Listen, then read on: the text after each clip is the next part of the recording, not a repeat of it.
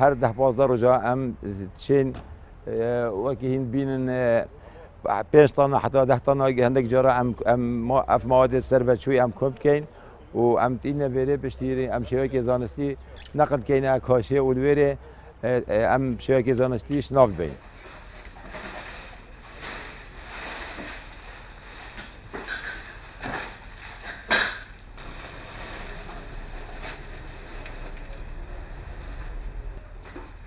آمارت مد یک گشتیش نه مهد بوریش سال 2019 شوکی گشتیش تشتیت هاتی دست سرکرد نزدیک 13 تن و 505 کیلونه هر واقع غرامه 16 میلیون و 645 هزار دیناره عراق.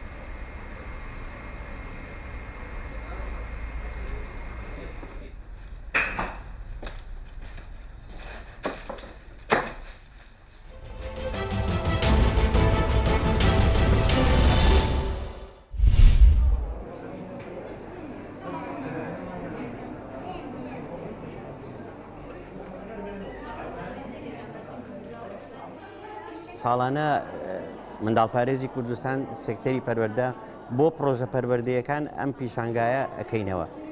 ئەم پیشانگایە ماوەی 2 ڕۆژ بەردەوامە لە ڕۆژانی 8 و 9دا یعنی ئەمڕۆ و سبەینێ ئەم پێشانگایە بەردەوامە.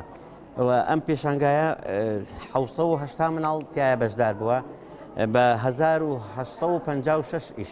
ئیشەکان بریتێ لە وێنەکێشان و ئیشی دەست و ئیشی زەیتی هەروەها سیرامیک جگە لەوە کارە دەستەکان کە هەیە بە ئیزافی ئەوەشەوە تابلۆکان کە مناڵەکان هەمووی ئیشی مناڵەکان دەکە وێنیان کێشاوە.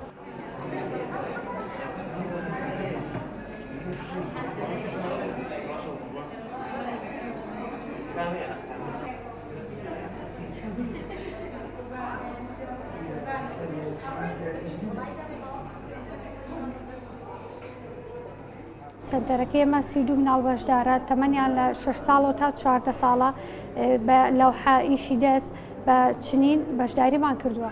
ئەمە جوان پیشاندانی توانە و بەهرەی منداڵانی خام پێداویستی تایبەتە لە ڕووی هونەریەوانێ.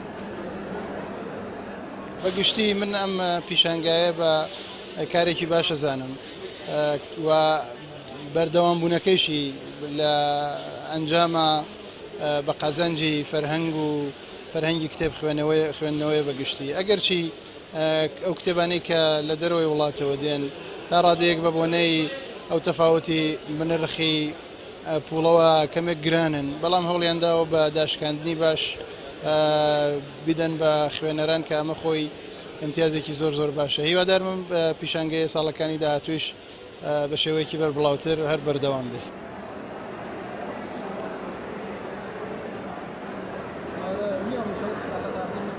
نمایشگاه بین‌المللیە کارێکی پیرۆزە و لە دەرەوەی ئێرانیش خەڵکانێکی زۆر بەشداریان کردووە و ئامادەبوونی هەرێمی کوردستان لێرەدا دیاردەیەکی دڵخۆشکەرە. ئێمە بە کۆمەڵک کتێبەوە بە کۆمەڵک دەستگای چاپەمەنیەوە هاتوین لێرە بەشداریمان کردووە. ئەمە ڕەهەندێکی تر بەم نمایشگای دەدا.